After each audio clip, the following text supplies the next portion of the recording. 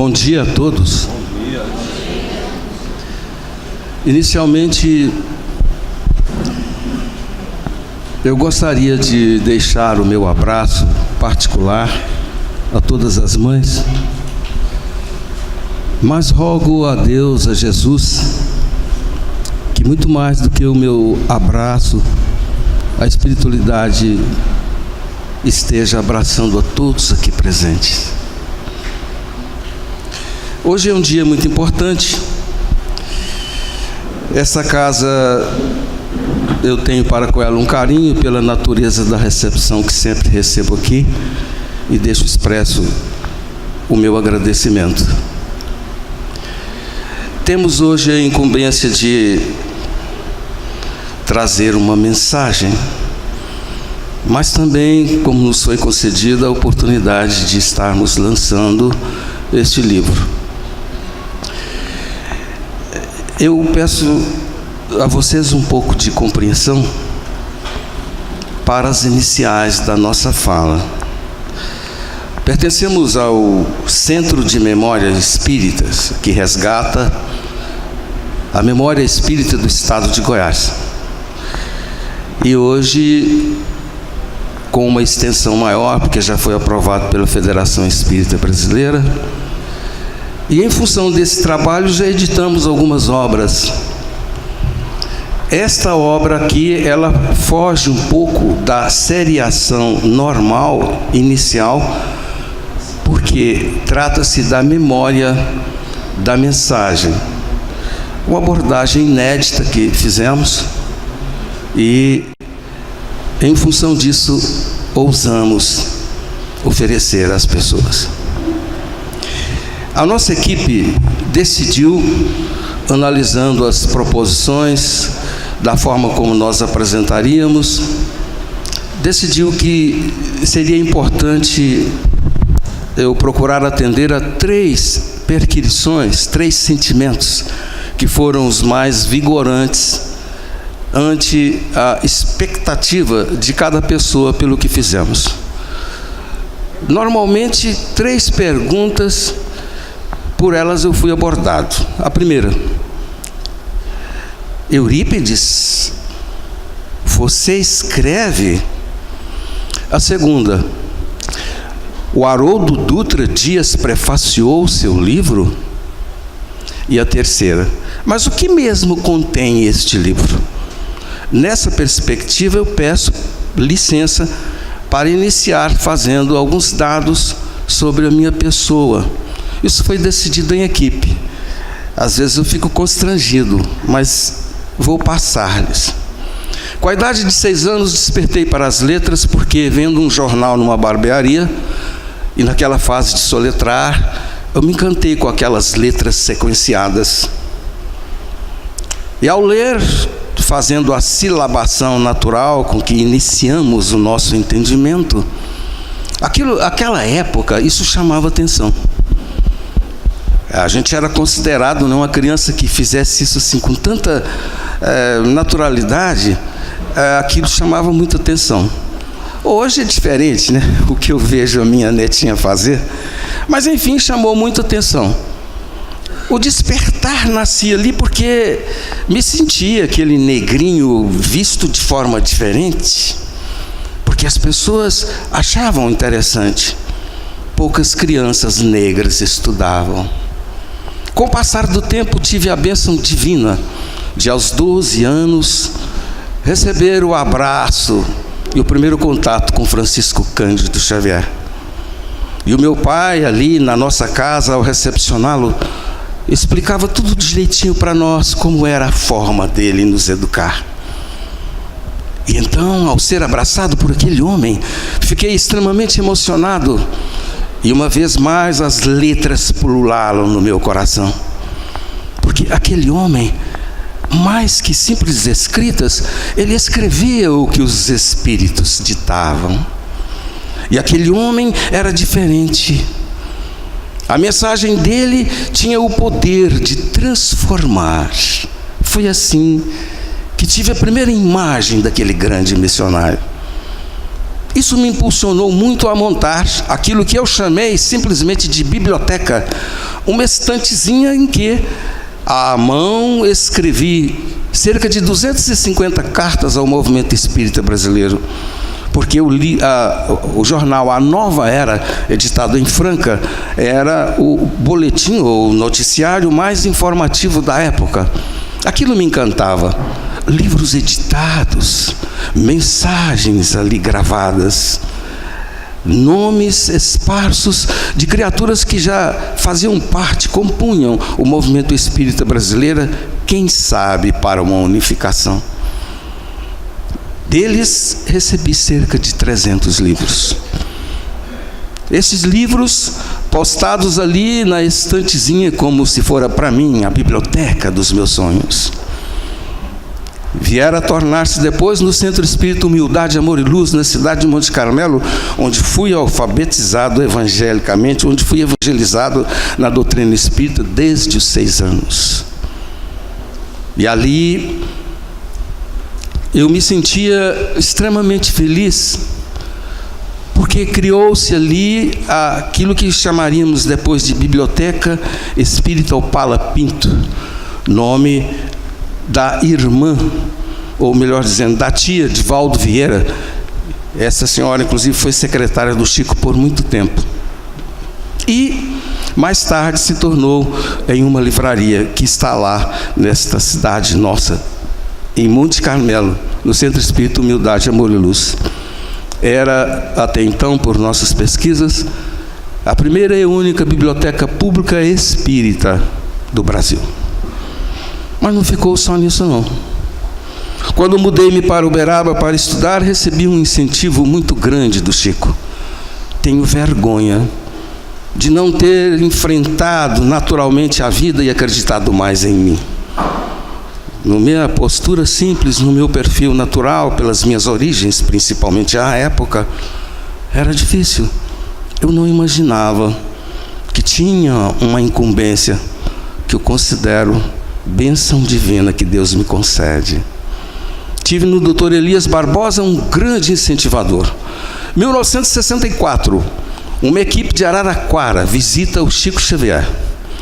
E o Chico lhes passa uma grande missão, dizendo-lhes que tinham eles a incumbência de criar um anuário espírita nunca havido, e que esse anuário deveria contar as histórias do movimento espírita brasileiro e mais tarde do movimento espírita internacional.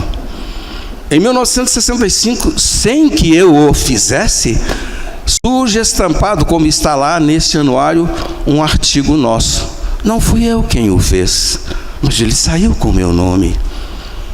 Aquilo me incentivou de vez. Passei então, outros detalhamentos não vou contar por uma questão ética de tempo, mas até que chegou o momento em que me vi diante da incumbência de resgatar o movimento espírita do Estado. Vagueava na minha mente uma ideia, mas que eu recuava. Para escrever o livro que eu queria, eu precisava ter conhecimentos aprofundados de neurociência, de neurolinguística. Mas, como as intuições também saturam o que a gente pensa e afunila para aquilo que precisa ser apreendido, da vontade de escrever sobre o pensamento cristão, não necessariamente a história do cristianismo, mas o pensamento cristão, fluiu a vontade e a certeza que poderia fazê-lo de escrever sobre a mensagem. Então ficamos animados. 2015, Congresso Espírita do Estado de Goiás, saguão do Centro de Convenções. O Haroldo, muito blindado naturalmente, eu tomei coragem. O livro já estava quase pronto.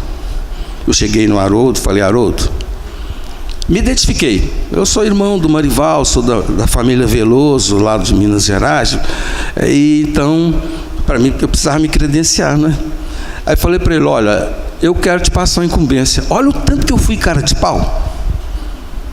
E falei para ele: olha, eu vou deixar um livro com você, com o senhor, doutor Haroldo. Eu vou deixar um livro com o senhor. O senhor, por gentileza, estou falando isso de coração mesmo, para que o senhor se sinta bem à vontade, porque quem sou eu para constrangê-lo e deixar o senhor em algum momento em dificuldade ética perante a minha simples pessoa? Se o senhor não gostar do meu livro, fala assim para mim: Eurípides, vai mexer com outra coisa. O senhor pode até falar assim para mim, para me amainar, fala assim: vai cantar, você gosta de cantar, canta, mas não mexe com isso não. Segunda hipótese: se o senhor achar que tem algum sentido, mas precisa de aparas, o senhor começa a ficar enrolado comigo de responsabilidade, porque aí o senhor vai ter que me orientar. Agora, a terceira hipótese, essa é mais pesada: se o senhor aprovar o livro e ver que tem sentido, o senhor prefacia o livro. Não precisa dizer da minha felicidade. Quando ele leu o livro, né? Aliás, ele naquele momento, ele pensou assim e tal, falou: qual o nome do livro, Eurípides? Eu disse: A Peregrinação do Verbo. Ele parou, pensou, olhou para o alto. Isso é por minha conta. Por mim, naquele momento, ele olhou para os gurus dele, conversou com eles e disse, deu uma gargalhada e disse: me manda o livro. Ele ficou com o livro 1 ano e meio. Eu falei: ele não está tendo coragem de falar para mim.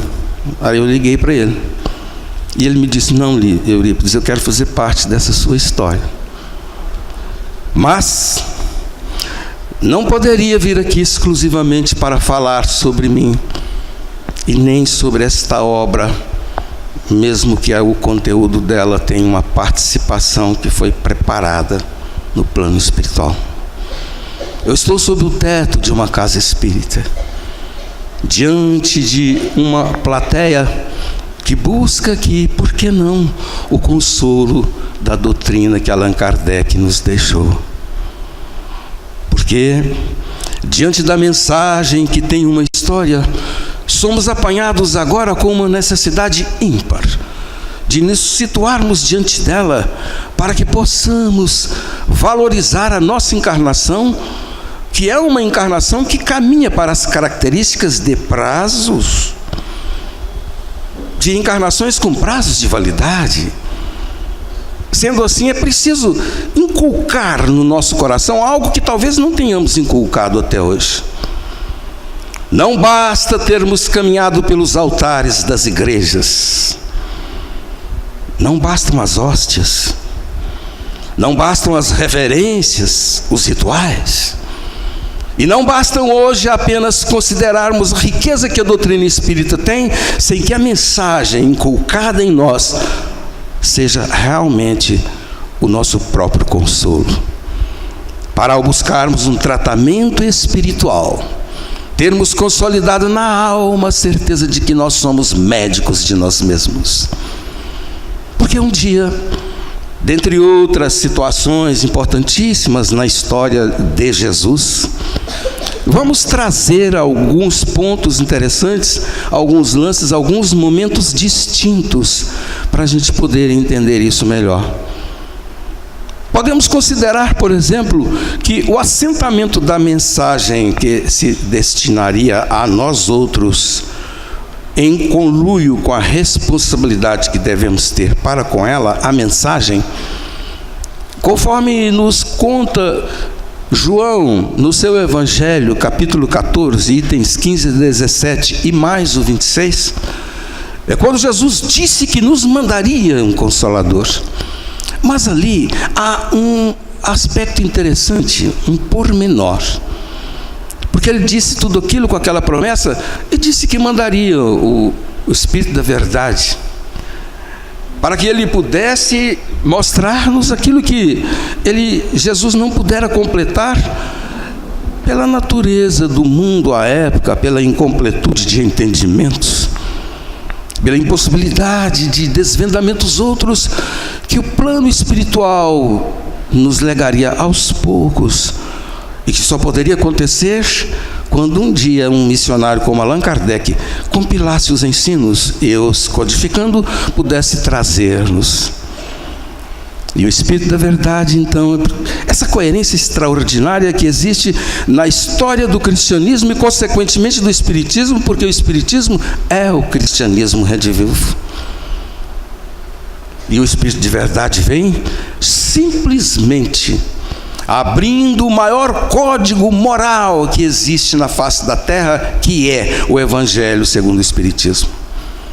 E o que ele diz ali, num dos seus parágrafos? É chegada a hora para que todas as coisas sejam restabelecidas nos seus devidos lugares, para dissipar as trevas, confundir os orgulhosos e glorificar os justos. Atentemos para isso. Quando o Espírito da verdade diz que é chegada a hora para que todas as coisas sejam restabelecidas no seu lugar, é o momento terminal da aplicação da justiça divina. Estamos diante disso. Nós estamos agora, inclusive, diante de um julgamento diferente. É-nos permitido, por tudo que já aprendemos, por tudo que conhecemos, sermos os juízes de nós mesmos. E a dissipação das trevas está aí para quem quiser, mas às vezes não estudamos nem um pouco. Falta-nos o interesse para não apenas buscarmos assistência espiritual, mas também estudarmos, para sermos justos conosco mesmos, para valorizarmos uma preciosa obra que está em tudo, em todas as coisas, em todas as substâncias, e que nós precisamos desvendá-las, a começar de nós mesmos. E a glorificação do justo, então, será aquele que, justificando-se pelos próprios atos, se coloca ante a justiça divina. E os nossos orgulhos vão caindo por terra. Nunca as máscaras se caíram tanto como caem hoje. Muitos de nós, e isso é um bom princípio, estamos diante de nós mesmos porque hoje somos levados obrigatoriamente a nos analisarmos. A reforma íntima, segredo esplendoroso da nossa evolução, guardado em nós mesmos, como um tesouro a ser buscado, mas nós não nos introspectamos, não nos voltamos a nós mesmos para perceber a preciosa relíquia que guardamos em nós, como oportunidade de transformação, para que cada mal se transforme em bem. E é dentro desta realidade, então, que nós precisamos pautar, dentro da medida certa, um comportamento diferenciado, onde acreditemos mais nas coisas e paremos com essa mania de desacreditar e esses vacilos, como se fosse o sistema da terra único e absoluto, como se Jesus estivesse perdendo o leme. Quantas vezes nas nossas concepções, até independentemente da verbosidade que às vezes trazemos, quando discutimos, e até por questões políticas, promovemos separações, até mesmo em família.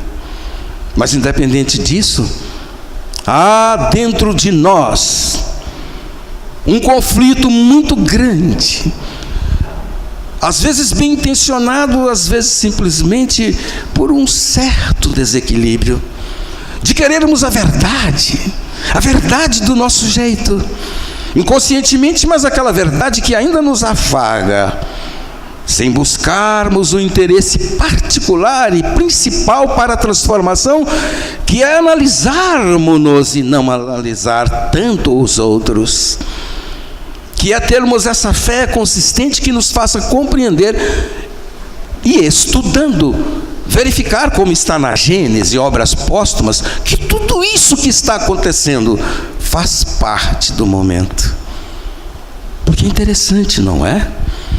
Imaginar que a vida está desse jeito e em algum momento sem ter a explicação é uma coisa, mas saber que Jesus jamais deixaria o leme, compreender que isso que acontece é a fruição de tudo o que fizemos ou deixamos de fazer. Não vale criticar simplesmente sistemas ou criaturas ou pessoas ou poderosos. Vale entender que isso que está acontecendo é construção nossa, principalmente quando éramos da igreja em outras reencarnações. Bastando, portanto, descobrir em meio a toda esta ciência, ou de quaisquer filosofias, a religiosidade estampada na mensagem única e que define realmente o programa curricular, pedagógico ao qual devemos nos submeter para cumprirmos o nosso papel de alunos da Terra. É analisando assim que vamos, por exemplo, há pouco tempo nós ouvimos, acho que foi do Haroldo mesmo, ele disse assim, foi o Haroldo, aliás vou citar duas particularidades. O Haroldo no YouTube, eu não sei, gente, eu sou meio ruim nisso, não sei se eu vou falar canal, no portal, sei lá no YouTube. Teve uma hora que ele falou de um jeito, sinceramente, eu percebi uma força magnética diferente do Haroldo. Não sei se todo mundo veria assim, mas houve uma atração magnética muito forte. E ele disse, talvez eu não repita as palavras direitinho, mas em outras palavras ele falou assim, como se fosse uma evocação mesmo. Ele falou assim, pessoal, pelo amor de Deus, cuide do seu psiquismo. E para com aqueles que mais amamos, por favor, eu lhes peço, cuidem do seu psiquismo. Isso me fez lembrar de uma colocação do Divaldo Franco, num dos congressos, foi o anterior a deste ano, foi ano passado. Então ele dizia o seguinte, que nós estamos vivendo um momento de alucinação psicológica. Então nós precisamos cuidar do nosso psiquismo. Sabe aquela coisa que está lá no Evangelho, que uma pessoa era, do ponto de vista espiritual, cometia um crime quando chamava o seu irmão de raca? Nós estamos estudando esse tipo de coisa nesse outro livro que vai sair agora. Raca, por exemplo, progrediu para um estágio um pouco melhor. Mas alguém aqui, por exemplo, já deve ter feito isso. Não falou raca, mas falou outra coisa.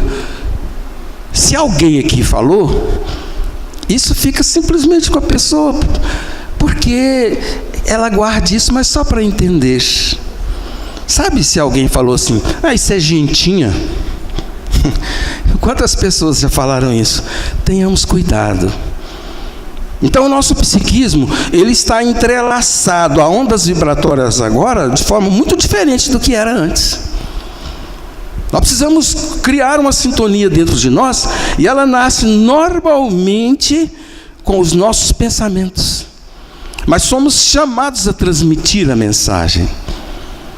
E para que nós então nos acalmemos, observemos o que a Gênesis fala no seu último capítulo, capítulo 18, num dos seus parágrafos. O título deste capítulo é Os Tempos São Chegados, subdividido em Sinais dos Tempos e Nova Geração. Neste primeiro Sinais dos Tempos tem um parágrafo, em meio a um parágrafo. O parágrafo é grande, eu vou tirar para vocês apenas uma parte que é desse parágrafo. Uma humanidade progride pelo desenvolvimento da inteligência, do senso moral, mas pelo abrandamento dos costumes. Necessidade característica desse momento dos sinais dos tempos. Tenhamos paz no nosso coração. Qual é a forma de cultivarmos essa paz? Para que a falta de pacificação interna não nos traga as doenças que temos. André Luiz explica que nós primeiro somatizamos espiritualmente a doença, e a origem delas sempre será uma origem espiritual, relacionada aos comportamentos, relacionadas à forma como nós, carregando um nutriente ou uma matéria-prima para a evolução, deixamos de fazê-lo na medida certa.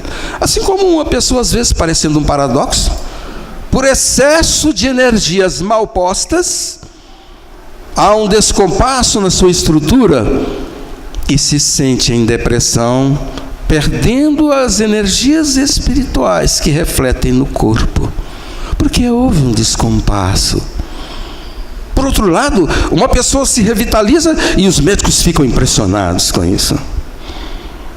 E a medicina já começa a perceber a importância das virtudes, estudando profundamente, criando disciplinas, montando laboratórios, para fazer com que a criatura desperte e que seja cuidado também pela medicina, como paciente integral, corpo, perispírito e espírito. É dentro dessa perspectiva que tudo, por mais seja profunda a lição, por mais profundo que seja o nosso viver, existe algo intransferível, sem o qual jamais conseguiremos as alegrias que queremos. Jamais nos curaremos dos nossos males físicos ou morais, se não for entendendo o conteúdo que está resguardado em nós, para passarmos a mensagem, que tem uma história profunda, como o livro mostra, para sermos cada dia mais espíritos em evolução, conscientes do nosso papel. Uma característica de quem aqui se encontra para esse mundo de agora é compreender definitivamente que para o novo mundo há um grau de perspectivas dentro de cada um, porque ainda teremos perspectivas, porque não estamos ainda santificados. Ao adentrarmos o mundo de regeneração, carregaremos ainda dívidas, mas não estaremos mais fazendo mal. Ao contrário, o que esvair de nós será sempre o gesto bom. E diante das circunstâncias da vida que nos turbilhonam, desse conflito com que nós nos postamos diante daquilo que esperávamos poder buscar com a maior preciosidade, que é a política, por exemplo, economia, educação.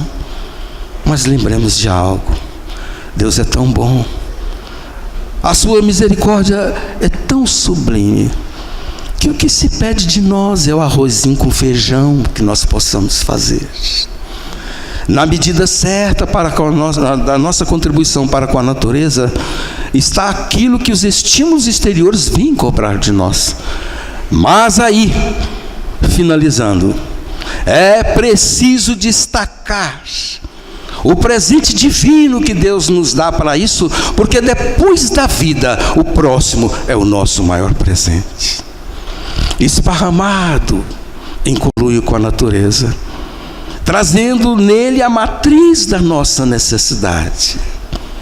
O que eu preciso, muito mais do que eu guardo com as minhas percepções, às vezes ainda de paixões, o que eu preciso está no próximo. É dele que vem a natureza da minha oferta. Amar o próximo não é simplesmente uma questão de moralidade, é também, e acima de tudo, uma questão de inteligência. Aí alguém diria: mas isso aí é fazer as coisas por interesse. Emmanuel nos informa: há um tipo de interesse que esse é imediatista, se mistura com os interesses das coisas terrenas. Mas somos movidos por algo sublime, que é o interesse, que por direito podemos buscar. Fomos criados para alcançar a felicidade. Eu quero ser bom, porque eu quero ser feliz. E aí a formação do hábito se transformará de tal forma que não apenas com o interesse de cuidar-me, o patrimônio que eu guardo se distingue de tal forma que eu não sou apenas um caridoso. Eu, desse jeito, estarei sadio, crescendo em plenitude, porque simplesmente eu sou caridoso. Muita paz. Muito obrigado a todos.